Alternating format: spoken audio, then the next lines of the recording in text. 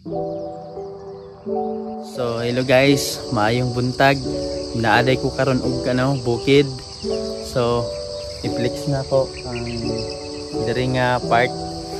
Grabe ka tsada guys, mo pay pagsaka sa sa adlaw. So naa ako karon diri kay nagkuha ko og mais. Akong dalon sa lungsod.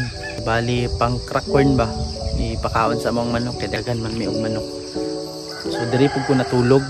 Kuyog na ko ako ang papa. Na akong papa dito sa payag.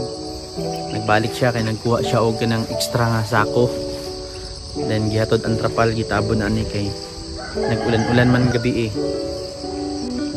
So nindot kayo diri guys. Kasi klase lang nga tingog sa langgam imuhang madunggan.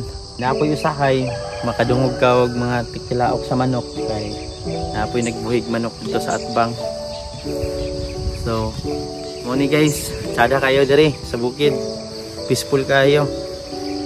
Grabe ka peaceful. Then balance kayo ang katugnaw ug kainit kay naman po adlaw. So tara kong papa guys. Flex lang na ako guys. Kaya ito may vlog pa. So ako aning papa guys. Tara kayo diri magpuyo sa bukid. So muuli na pud ko karon kay duty na sab. Nakagwapo diri sa kaninga lugar guys. Bisan pag magbilin ka gamit nimo walay mawala diri. So grabe kanindot. Lagi kawatan diri guys.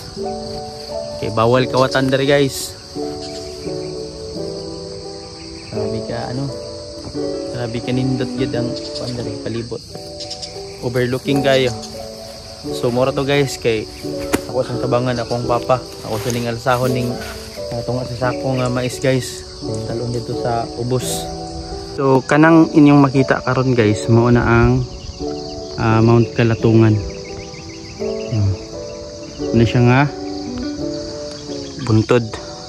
So grabe ka nindot diri ang ambience guys, oh. Makita man ninyo, di ba? So pauli na day ko. Grabe ka nice pud ang panahon ron. So mora to. Thank you for watching guys. Bye bye.